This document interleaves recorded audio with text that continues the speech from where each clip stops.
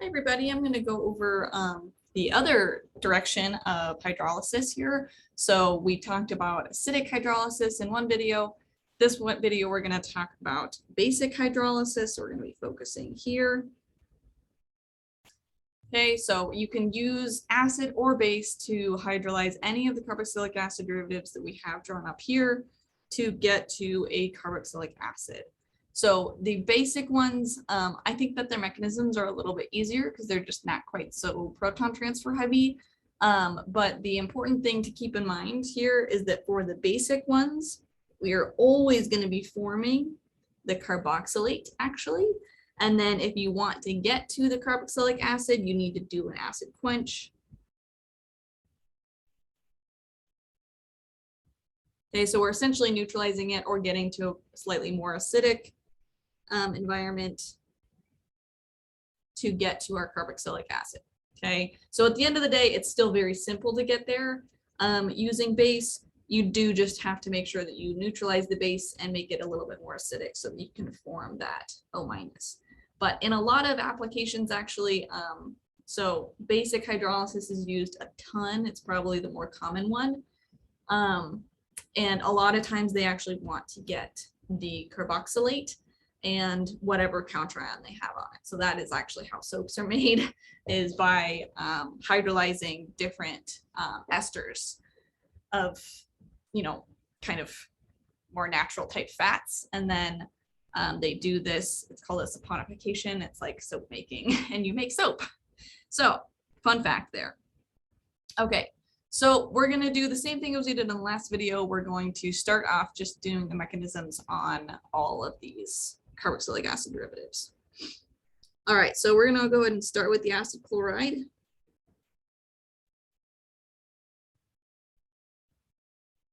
Okay, so if I've just got something like sodium hydroxide, potassium hydroxide, any of the OH- bases are going to work fine. And some water, I can go ahead and start with the OH-, going and attacking directly, right? So I'm in base, I don't need to protonate ahead of time. I essentially already have a strong nucleophile present and it's just ready to go to my electrophile. So no preparation, that's why I think that they're a little bit easier, because we are perfectly happy with negative charges here.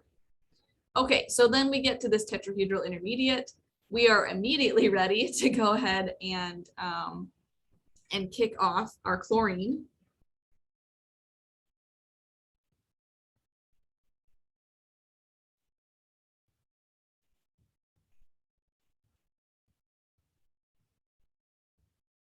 Okay, and we pretty much get to a carboxylic acid and Cl-. So it looks like we're like at our product, but we need to keep in mind this is a carboxylic acid and we are in basic conditions. So as soon as this is going to be formed, it's going to get deprotonated immediately. So we're not going to use Cl- for that because Cl- is a terrible base, especially when we have plenty of hydroxide around. So we're going to use our hydroxide to go ahead and deprotonate that. That's going to get us to an O-. That's going to be our final product from this hydrolysis step. And then you're going to have to add in your quench. Okay, so we're going to have to add some kind of acid here to let us get a proton back. Okay, and like I said, you don't necessarily need to do the quench if you want to actually keep the carboxylate. Alrighty. Okay, so that's our acid chloride, pretty straightforward. On to the anhydride.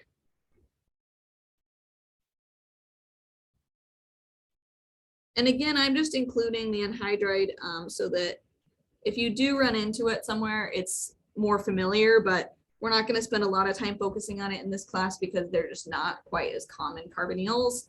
And they get kind of funky if you've got an unsymmetrical anhydride. You can get some pretty weird stuff going on. So again, we're going to use our sodium hydroxide. Go right on in there. So this is a symmetrical one, so it doesn't matter which side I attack.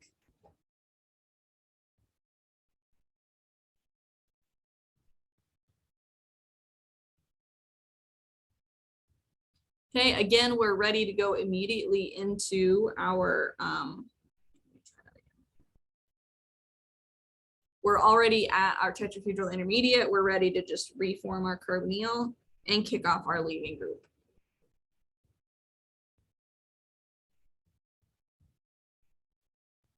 It's like I needed to move this down. Okay, so I've got my leaving group as a carboxylate anion, and I'm gonna have a carboxylic acid that I made. Okay, so that carboxylic acid, that's gonna immediately react with our base, just like before. Should have brought that bond out.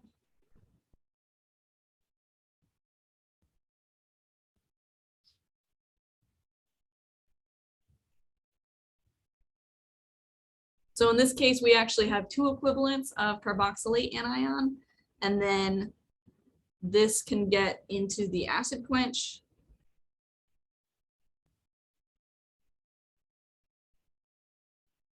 And so we're actually going to get two of, in this case, it's just acetic acid that I drew out, but you're going to end up getting two of those carboxylic acids, essentially.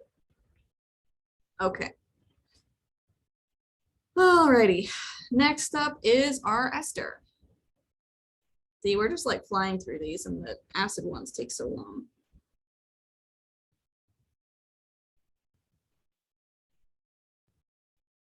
Let's do KOH this time, just for fun. Okay, so we're going to use potassium hydroxide. Again, that O- goes and attacks our carbonyl. Okay, we're already ready for our leaving group to leave, so we're going to reform our carbonyl, kick off our OR group.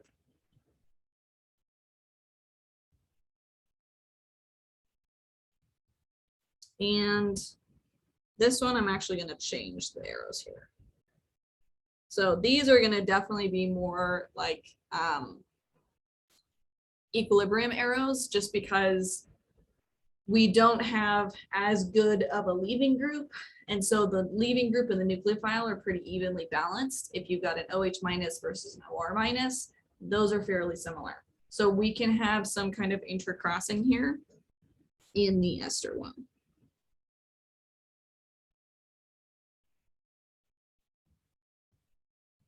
Okay, so we have our base.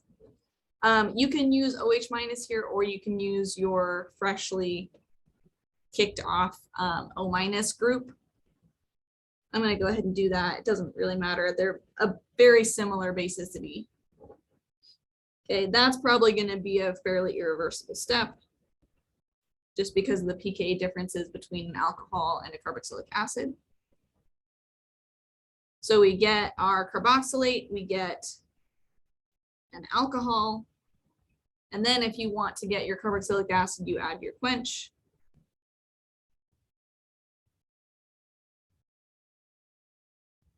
And we get to our carboxylic acid. Okay, I believe now we're on to amide. Okay, so we're going to use this amide. I'm going to keep using my equilibrium arrows here. So I can use KOH again, why not? So, oops. OH- goes and attacks our carbonyl.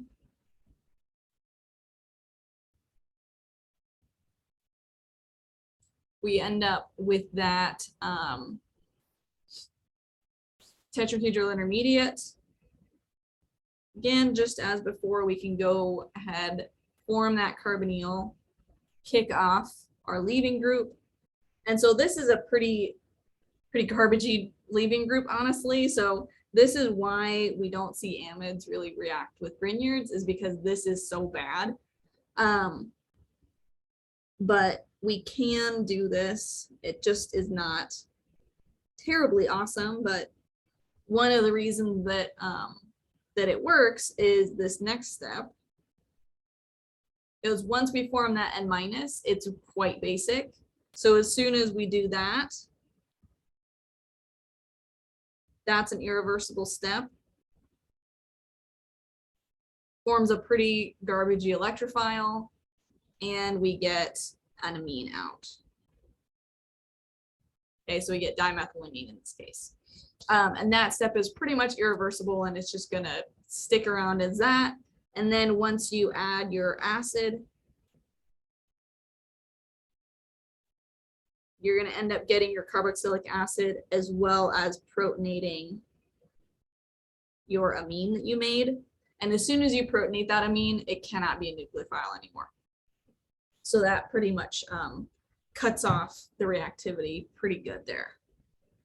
And that's for our amide. All right, so then our last one is our nitrile. And just like we saw with the acid, this is gonna be a little bit funky. And we're gonna go through the amide just like we did last time as well. Okay, so we're gonna have our OH minus attack our carbon, move electrons up onto our nitrogen.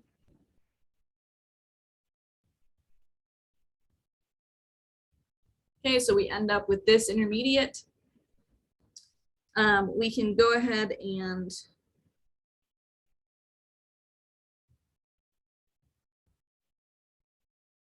protonate that nitrogen.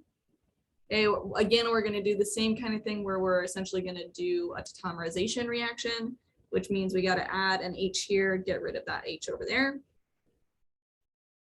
So just because I already have one negative charge, I'm going to protonate that so that I go negative, neutral, negative again. So I'm not going to deprotonate first. I'm going to protonate first.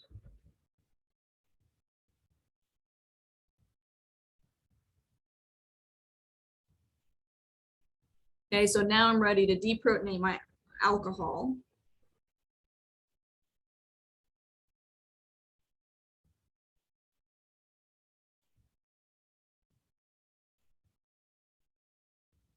Okay, so now it's a pretty good time to draw a resonance structure,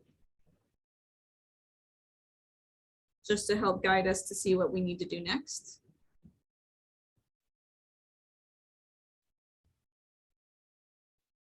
Okay, so we're getting really close to that amide. We just need to do one more protonation of our nitrogen.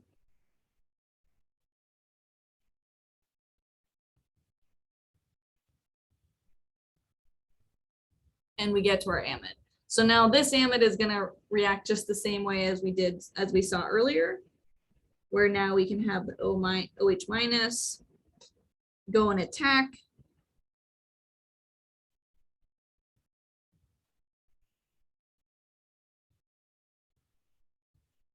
Form our carbonyl, kick off our NH2 minus.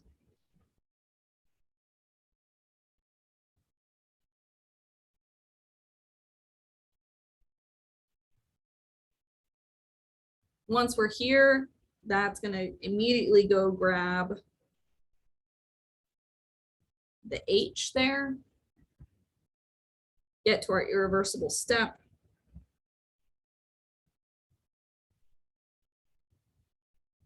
We're going to form ammonia, and then upon acid quench, we're going to get to our carboxylic acid plus ammonium as our protonated form. Okay, so anytime you do the nitrile, unfortunately, you end up having to do the amide as well, but it's not so bad. Definitely the longest one though for the nitrile. Alrighty, so that's the acid and the base. Hopefully you found that helpful. We're gonna see this very similar type of mechanism throughout all of the reactions that we're gonna cover for the nucleophilic acyl substitution reactions, which we're heading into. So get comfy with this mechanism because it's gonna happen over and over and over again. So let me know if you have any questions, and I'll see you all later.